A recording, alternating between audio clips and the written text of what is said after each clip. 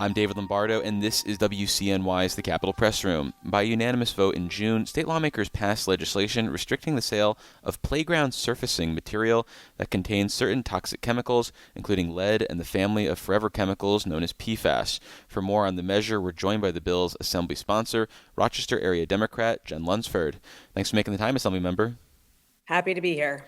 So, what are the chemicals you've identified in this bill, and what sort of applications would be prevented in New York, I believe starting in 2028 at the earliest? So we ban the intentional adding of PFAS and PAS, as well as lead, into playground surfacing material. These are classes of thousands of chemicals.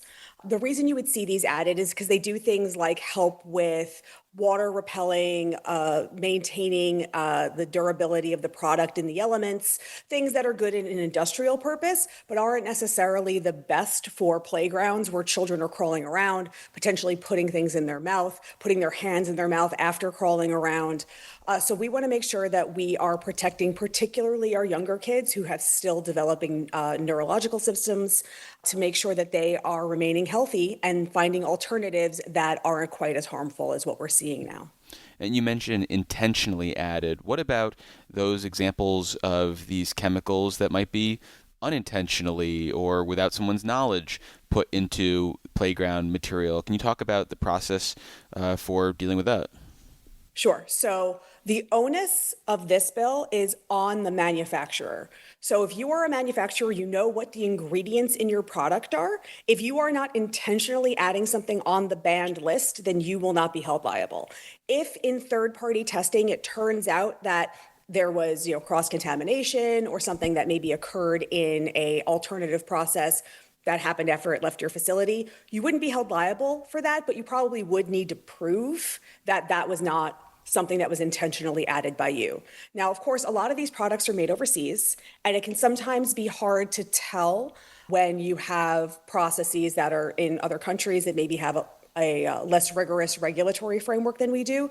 In that case, the onus for obtaining what's a certificate of compliance, ultimately, that's the enforcement mechanism, we ask the importer to make sure that the products do not contain any banned chemicals in the state before it's offered for sale.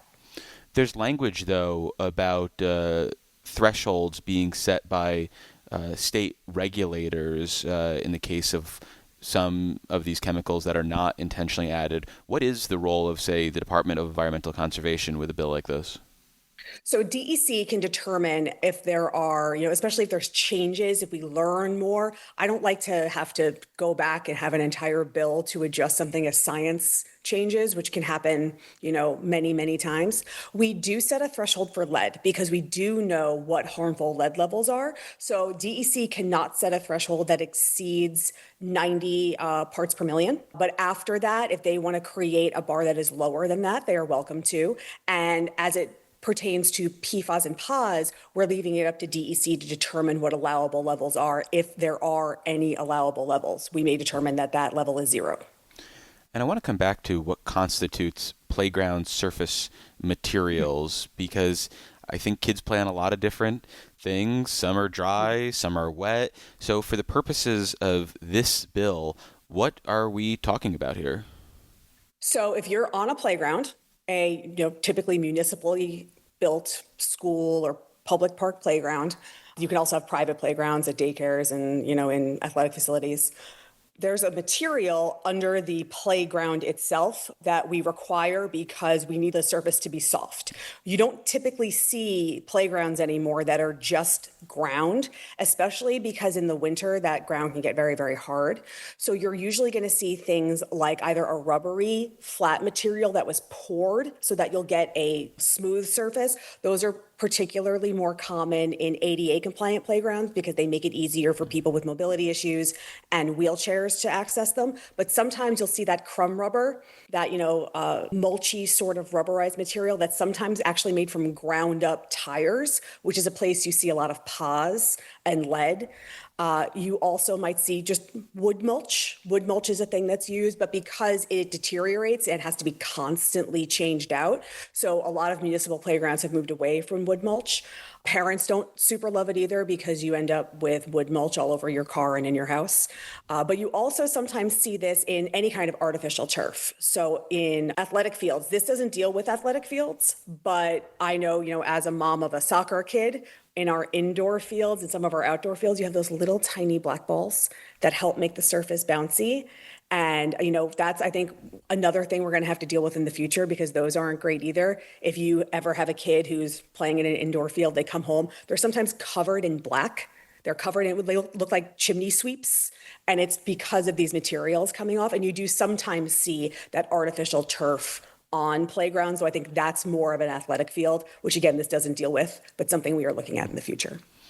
Well, this bill is dealing with the future, but what about the proliferation of these chemicals already? Is there any sort of remediation effort underway? And if not, why isn't that part of this bill as well? So, this was a challenging bill to pass anyway. In the there's Assembly. a lot of, in the Assembly. That's a separate conversation. There's a lot of PFAS legislation. And so I was actually really grateful that we were able to move this forward at all. But because it is so challenging and expensive to change out playground surfacing material, we decided to make it forward facing just because it's easier to apply. And we hope that as this bill is put into place, it starts making municipalities think a little bit more about what they are making their playground surfacing out of. And that if there are issues that they think they have the means to remediate, that might be something they're willing to do. I worry a little bit because so many of these new playground surfaces are relatively new and are designed to last for decades. So I think some of the damage has been done, but this also helps raise the public consciousness. When your kids are done at the playground, wash their hands with soap and water. Make sure that they're not putting their hands in their mouth. If you have little kids, sometimes we actually have this here in Rochester. There's a playground with a sandbox that is actually full of crumb rubber. And I don't know personally, it's not in my district. I don't know what that's made of, but I'll tell you, it doesn't smell great.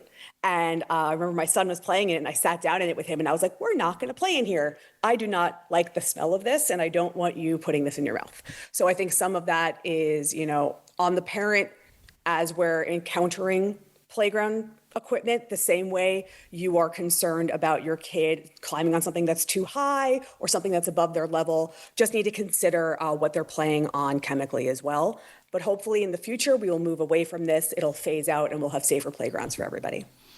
Well, why not include some sort of disclosure requirement at playgrounds and say, hey, these may or may not be made with XYZ chemicals, and as such, you may want to wash your hands after visiting the slide or playing in the sandbox, because you might know about the potential risk as a lawmaker here, but I don't imagine most parents think about this even twice.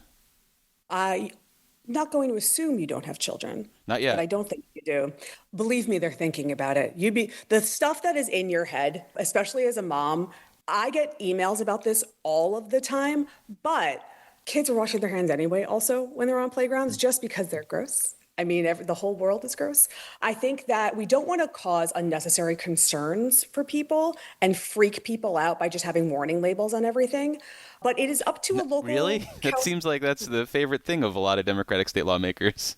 You have to have a lawsuit. There's a reason there's a label on your hairdryer that says don't take a bath with it. The local county health offices can make that choice if that's something they would like to do. The local municipality is free to do that. There's no prohibition on it, but I'm not going to mandate it when we don't know what's in the material. If we said, hey, it turns out this particular manufacturer has an unusually high lead content, then I think it would be appropriate to say, like, we know that this manufacturer was used here and this is a particular concern. But a vague sort of, could be dangerous, the whole world kind of has a label on it that is like, this could or could not be dangerous. So even as a personal injury attorney, I am hesitant to just label things as like, maybe you should be worried, unless we know for a fact that something is a danger. Well, you alluded to this with the reference to the athletic fields that are not part of this bill, and I think about previous efforts to exclude PFAS from different products like cookware this year. So why does the legislature take this sort of whack-a-mole approach as opposed to doing something more holistic so that you guys aren't forced to play scientist with every different product that might be on the marketplace right now? So some of it is that the federal government should be doing this. This should be a federal rule about what kind of chemicals we allow in products that people use, but that's not happening. It is unfortunately easier to regulate industries one by one and from like a bill passage perspective. And there are some industries where PFAS serve a very necessary purpose that outweighs the damage. Like there are some bills that are broader, like our extended producer responsibility bills about packaging. That is all packaging. There's bills about beauty products. Assemblymember Glick has a very broad PFAS bill. But like, for example, there are PFAS in medical catheters on the inside of the catheter. You need that there because it helps stuff move through the catheter. It never touches the outside, so the person using the catheter is not exposed to the PFAS. And because it's thrown out as medical waste, it doesn't get into our landfills. Because ultimately, a lot of this PFAS legislation is as much about what happens when you dispose of a product and the PFAS goes into our landfills and potentially leaches into water systems as it is about people encountering it during use. So PFAS have a role to play, and I don't want a blanket ban on all of these chemicals because I think there's a lot of unintentional consequences. Well, I'm not saying you need to have a blanket ban, but why not pass some sort of statute authorizing state environmental and state health regulators to take on this as they deem it a concern? Why should state lawmakers be playing scientists to some degree as opposed to just empowering those actual public health and public environmental health people that we have already in New York? I think they have that authority. I think they have the authority to make those sorts of regulatory changes if that's something they'd like to do. Could they proactively ban, though, the playground surfacing material without a bill like this? That's a good question. I think they can. My vibe is they probably could, but they would probably ask us for a lot of money to enforce that because, of course, the cost of this is hefty if you're going to be very proactive about it, if you're going to affirmatively ban entire classes of chemicals, the studies that would need to be done to identify them, it's just a very onerous process. And I think all we can do is, take the eating an elephant approach, where one bite at a time, you just make the world a little bit safer. I am an incremental progress person, and I would rather get a little bit done than nothing done. And the reality is the industry pushback on these PFAS bills is part of what's arresting its momentum, because the chemical producers and the manufacturers that use these don't want to have to go through the process of finding marketable alternatives, even though many of them exist and are not unduly expensive. It's just like a burden they don't want to take on because it's not the easiest possible pathway forward. But when we identify something that is unsafe, like what we've seen in lead, we know that the minimal cost of trying to find an alternative or just applying alternatives are there that exist in the European Union because they're much more aggressive about this can be applied here. Well, we've been speaking with Assemblymember Jen Lunsford. She is a Rochester-area Democrat. Assemblymember, thank you so much for making the time. Really appreciate it. Anytime. Thanks for having me. Thanks for listening to today's edition of the Capitol Press Room. For an insider take on what's happening in state government, check out our Dispatches from Planet Albany show, available wherever you get podcasts or at capitolpressroom.org. Join us again for Capitol Press Room, a production of WCNY Connected, Syracuse.